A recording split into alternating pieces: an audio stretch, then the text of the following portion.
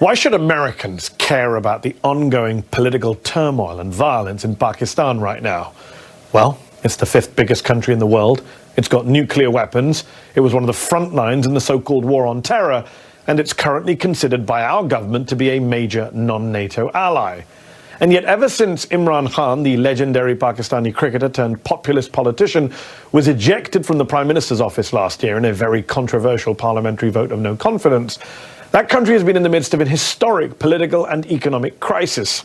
Khan, who remains hugely popular inside of Pakistan, has had more than 100 criminal cases thrown at him, from corruption to terrorism to blasphemy. And there has also been a vicious crackdown against members of his own political party.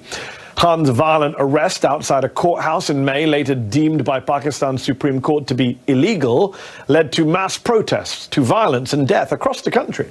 According to Human Rights Watch, while some of Khan's supporters did use violence and attacked property and the police, the Pakistani authorities, quote, used excessive force against protesters, restricted access to the internet and to social media, and carried out mass arrests. More than 4,000 people detained, many of them arbitrarily. But what was so stunning about those protests is that they weren't just anti-government, they even challenged the dominance of the once revered, almost untouchable Pakistani army. See, that country of more than 250 million people, which has long aspired to be a functioning democracy, has been ruled, directly or indirectly, by the military for most of its 75 years of independence. Currently, the Pakistani military has banned any mention of Imran Khan's name on air. Prominent journalists have just disappeared. Even Pakistani-American fashion designer Khatija Shah has been detained for taking part in the protests. And Khan himself, who survived an assassination attempt last November, is worried for his own life. The former Prime Minister, who is accused of cozying up to Vladimir Putin and Xi Jinping, hasn't had much support, though, from Western capitals, and he himself accused the Biden administration of being behind a coup against him, an allegation that the State Department has denied and that Khan has since backed away from. So, what should America be doing here, and what does the future hold for Pakistan and for Imran Khan? Earlier, I spoke to the former Prime Minister of Pakistan and chairman of the political party, the PTI. Imran Khan, thank you for coming on the show. You are the former Prime Minister of Pakistan. Explain to our viewers watching in America tonight what you believe is the state of democracy, of freedom, of human rights in Pakistan tonight. How bad is it? Well, Mehdi, for some of us who've seen the evolution of our democracy over the last, especially 20 years, because you saw General Musharraf's martial law, and then in that martial law, we saw what was called the lawyers' movement for the independence of judiciary. And during that time, the media asserted its independence. So we were moving towards a democratic system. Two governments came in, stood for 5 years, and then left elections. Another government took over. So we're moving towards, what we hoped would be genuine democracy, because normally we had a hybrid system. Even when the army was not in power, they really controlled the levers from behind. But what is happening right now is a total dismantling of our democracy. It's not a question of what is happening to my party or to me, or these 170 cases and so on, or whether I'm in jail, or these are not one, but two assassination attempts on me. It's what is happening to the future of this country if our democracy is disbanded. Because rule of law, democracy, and prosperity go hand in hand. When you do not have rule of law, which is what is happening now, it is might is right, there's an undeclared martial law in Pakistan, then, there's darkness ahead. We are standing on the edge of darkness. So what is your message to the American government tonight, to President Joe Biden? Because on the one hand, you have urged the US to speak out in the name of democracy and human rights against what's happening in Pakistan right now. But you've also accused the US of being behind a, quote, foreign conspiracy, a coup against you. You repeatedly called what happened to you, quote, US-backed regime change. Well, I mean, the facts about what happened, about me receiving a cipher coded message from our ambassador in Washington. This is 6th March 22, which said that the American official, Under Secretary of State, telling our ambassador in an official meeting that unless you get rid of Imran Khan in a vote of no confidence, there'll be consequences. And then the vote of confidence, no confidence, takes place the next day. And within weeks, my government is gone. So I merely stated the facts. And by the way, I put the cipher in front of the cabinet, in front of the National Security Council, and there was an official protest from Pakistan for interfering in our internal affairs. But that's behind me. Look, all I want the US to do is their professed aims of so-called Western values of democracy, rule of law, human rights. They shouldn't worry about what is happening to me. They should worry about 250 million people. The whole democratic structure is being wound up. And we, as I said, we have an undeclared martial law. Surely, this is not what the Western countries should want. I mean, they should just speak out against it. So obviously the Biden administration denies being involved in your ejection from power. The current Pakistani government is clearly afraid of you, hence the mass arrests, the talk of banning your party, the more than 150 legal cases against you. They've said you're a bigger threat to the country than Indian Prime Minister Narendra Modi, rather ridiculously. Do you believe that if elections are held on time in October of this year, that your besieged party can still win and that you can still be Prime Minister again? Surely that's a pipe dream now. Look, since I've been ousted, out of the 37 by-elections held, 30 have been swept by my party, despite the total support of the establishment to these 12-party coalition. So clearly they are scared. This whole thing, which happened to us after 9th May, when I was abducted from within the High Court, abduction, and the way that they abducted me as if I was some terrorist. So the reaction to that was used as a way of just clamping down, crack down on my party. We equated to what Hitler did after the 1933 burning of the German parliament. He cracked down on the communists and wiped them out. This is what's happening now. How could a few cases of arson be made a reason for 10,000 of our workers in jail? And every day people are being put in. My entire leadership is in jail. The only way the leadership can come out of jail if they renounce being part of my party. So it's never happened in this country before. Women have never been put in jail. The entire media has been muzzled.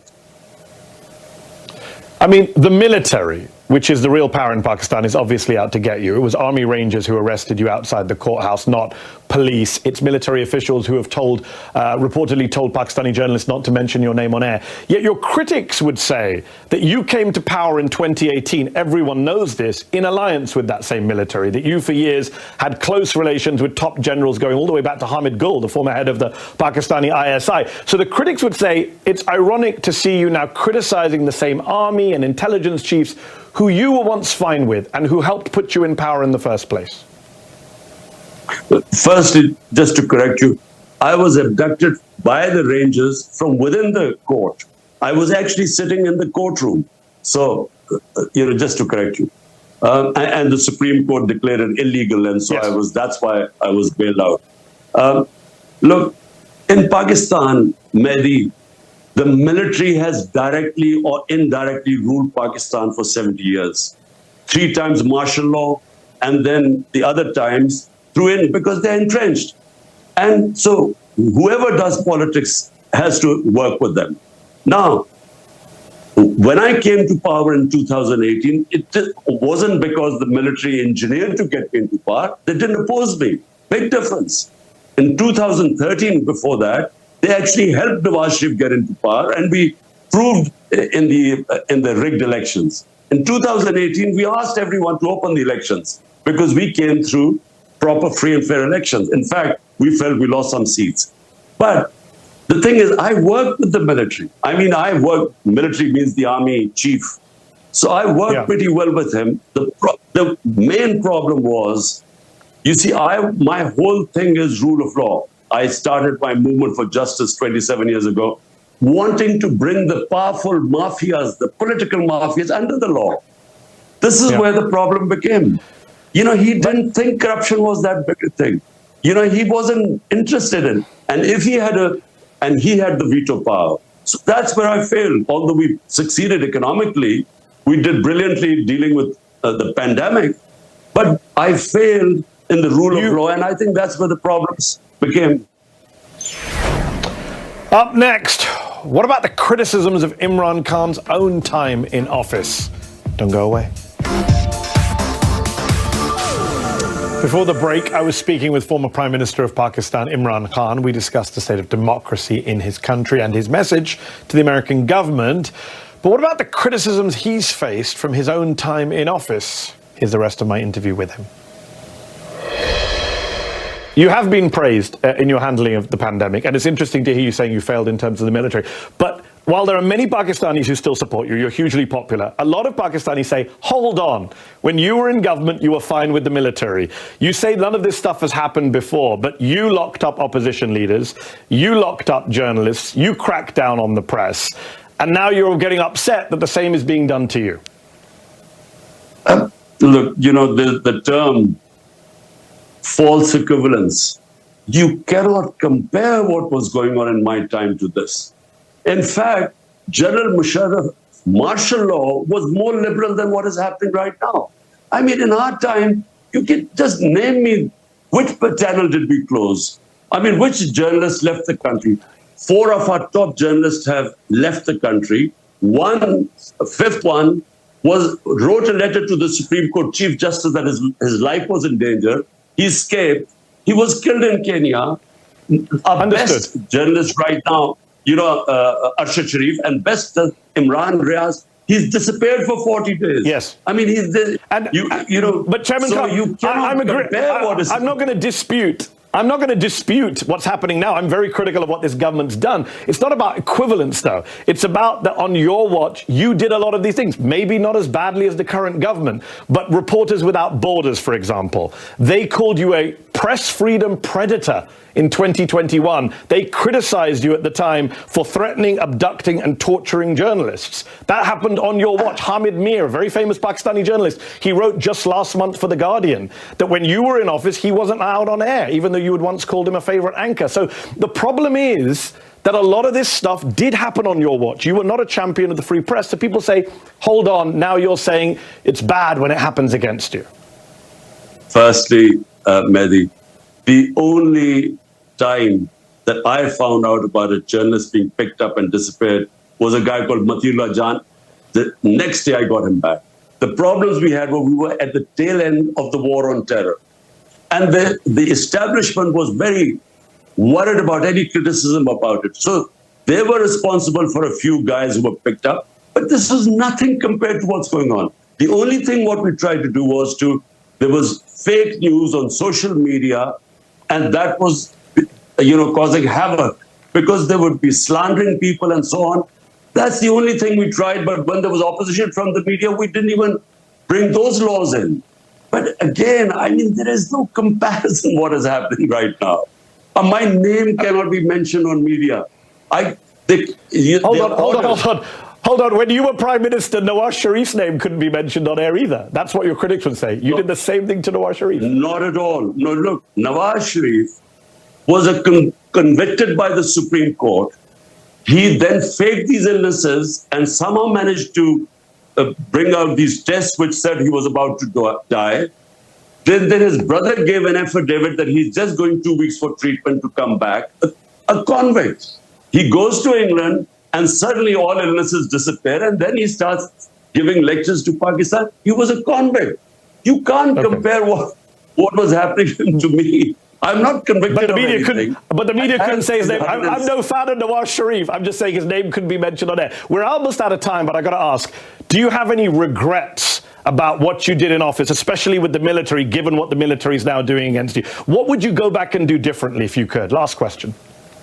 Well, just firstly, given what happened after I came into power, I should have actually, with a weak coalition government, I should not have taken power. I should have gone for elections again, because you can't bring reforms and changes, and especially rule of law, if you have a weak government.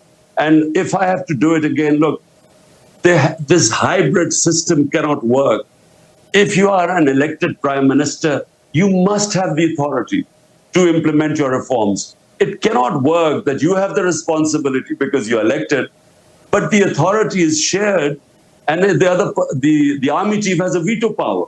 This sort of system is doomed to failure. And Pakistan, what it faces right now, huge economic problems, the worst economic situation in our country. Unless we fix the governance system through rule of law, I'm afraid, the country is on the edge of darkness. There's no doubt there is a massive political and economic crisis in Pakistan right now. We appreciate you taking time out to speak to us, and I do hope you stay safe. Imran Khan, former Prime Minister of Pakistan, thank you.